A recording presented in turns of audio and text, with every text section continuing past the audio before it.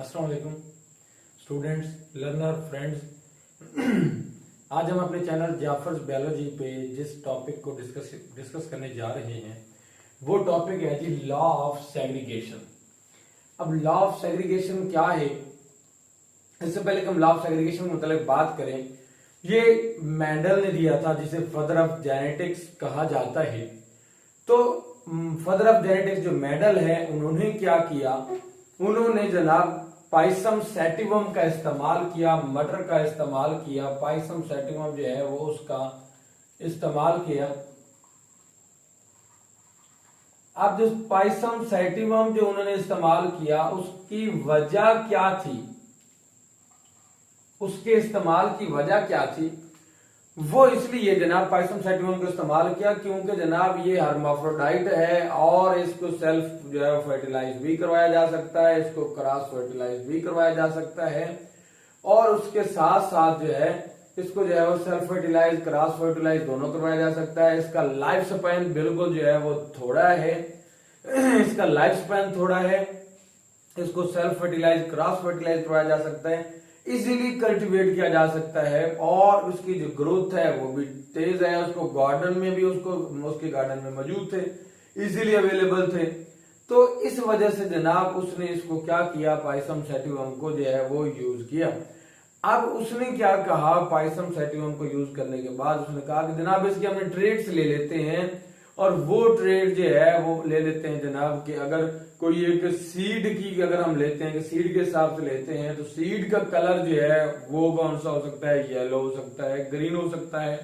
Seed की जो shape है वो राउंड हो सकती है, रिंकल्ड हो सकती है, ठीक है। या फिर उनके फ्लावर का या जो है वो उसके प्लांट जो है उसकी टॉलनेस और उसकी शॉर्टनेस की बात की जाए, वो लंबा है छोटा है जो भी है, एक ट्रेड को लेना है। तो उस ट्रेड को लेते हुए लॉ ऑफ सेग्रीगेशन को मद्देनजर रखते हुए उसने कहा कि जनाब हम जो है वो एक सीड ले लेते हैं।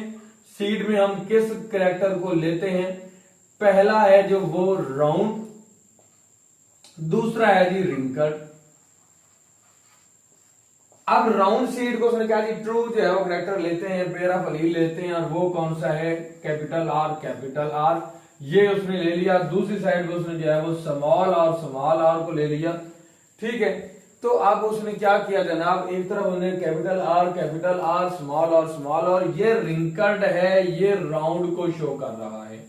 अब एक तरफ जो है गैमीट, एक तरफ ये पेयर है इसका, एक तरफ राउंड का है, एक तरफ रिंकल्ड का पेयर है। अब इसमें से अगर हम देखते हैं तो एक गैमीट के अंदर जो है वो आर जाएगा, क्योंकि जब मियोसिस होती है तो मियोसिस में जो जीन्स हैं, जो अलील्स हैं, वो जो है वो हाफ जाते हैं क्योंकि हाफ नंबर ऑफ क्रोमोसोम रह जाते हैं गैमेट्स के अंदर। तो उस चीज को मद्देनजर रखते हुए तो जो पेयर ऑफ गैमेट एक पार्टनर से बना, एक प्लांट से बना, दूसरा पेयर ऑफ पार्टनर जो है वो गैमेट जो है वो दूसरे पार्टनर से वजूद में आया, तो एक गैमेट में हाफ नंबर ऑफ क्रोमोसोम ये चले गए, दूसरा गैमेट ये बन गया कि उसमें भी जनाब हाफ नंबर ऑफ क्रोमोसोम चले गए।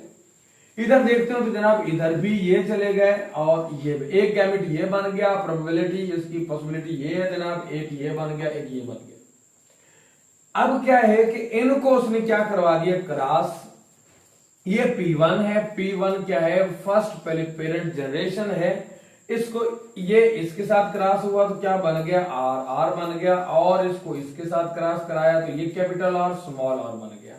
अब ये है F1 जिसे फर्स्ट फिलियल जनरेशन कहते हैं। अब यहां पर रिंकल्ड सीड वाला अलील भी मौजूद है, जीन भी मौजूद है, राउंड वाला भी मौजूद है, यहां पे भी रिंकल्ड वाला भी और राउंड वाला भी। तो F1 जो थी, F1 के अंदर सारे के सारे जो थे वो राउंड सीड रखने वाले प्लांट्स थे। कौन से प्लांट्स थे जी, राउंड सीड रखने वाले थे। अब यहां पे हम देख रहे हैं कि राउंड सीड रखने वाले हैं, मतलब ये कि यहां पे आर मौजूद है, स्मॉल आर मौजूद है रिंकल्ड वाला, मगर वो रिसेसिव है और कैपिटल आर जो है वो डोमिनेंट है। क्योंकि अगर ये डोमिनेंट ना होता तो फिर ये राउंड क्यों देता, ये राउंड सीड पैदा करने वाले जो है वो आगे नेक्स्ट जनरेशन क्यों पैदा करता। अब उसने क्या किया जनाब, F1 को क्रॉस करवाया है F1 के साथ। तो क्या हुआ कि इसमें से पॉसिबल गैमेट क्या बने, कैपिटल आर, स्मॉल आर। इसमें से पॉसिबल गैमेट ये बन गए इसमें भी कैपिटल आर और स्मॉल आर, ये पॉसिबल गैमेट बन गए। इनको वो क्या कहता है जनाब, आपस में क्रॉस करवाता है, ये क्रॉस करवा रहा है जनाब।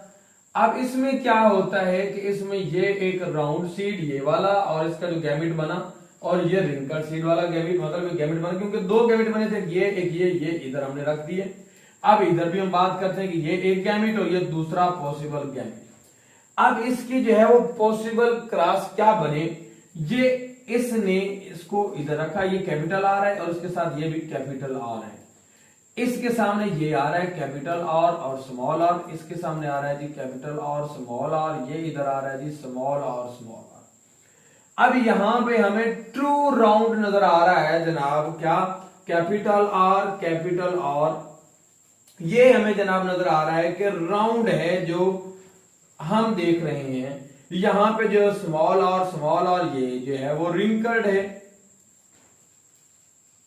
लेकिन यहां पे जो कैपिटल और स्मॉल आर के जो दो मौजूद हैं, ठीक है, ये क्या है, राउंड है।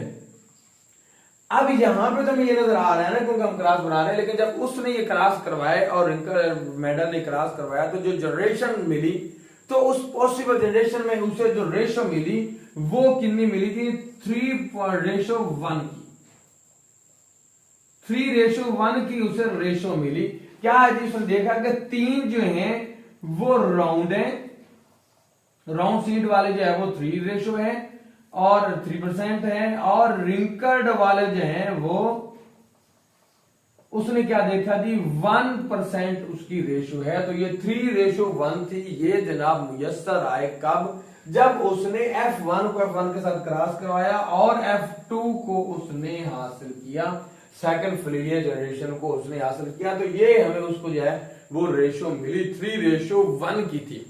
ठीक है, अब ये 3:1 एक्चुअली जो जेनेटिकली जो है वो उसमें होमोजाइगस तो ये एक है, ठीक है, होमोजाइगस रिंकल्ड, सॉरी यहां पे राउंड लिखा हुआ है, हाँ बिल्कुल ये सॉरी ये था, ये रिंकल्ड, ये भी होमोजाइगस एक है, राउंड भी होमोजाइगस एक है, लेकिन हेट्रोजाइगस जो है वो राउंड वो हमारे पास 2 है। मतलब जो फिनोटिपिकली 3:1 दे रहे हैं वो एक्चुअली जीनोटिपिकली 1:2:1 है कि 1 जो है वो प्योर हमें नजर आ रहा है वो राउंड, और 1 ही हमें नजर आ रहा है प्योर रिंकल्ड।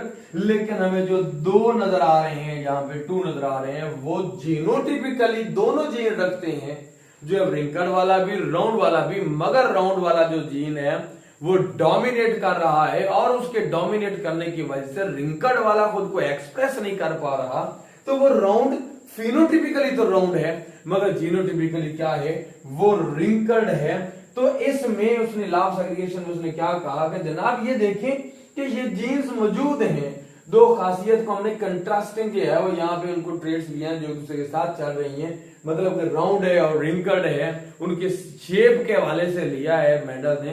तो वो दोनों जो यहाँ पे चल रही हैं, यहाँ पे जीन्स सेग्रीगेट हो रहे हैं, यहाँ पे जीन्स सेग्रीगेट हुए हैं जनाब। यहाँ पे देखकर रिंकल्ड वाले, फिर राउंड वाले, फिर यहाँ पे राउंड रिंकल्ड का कॉम्बिनेशन।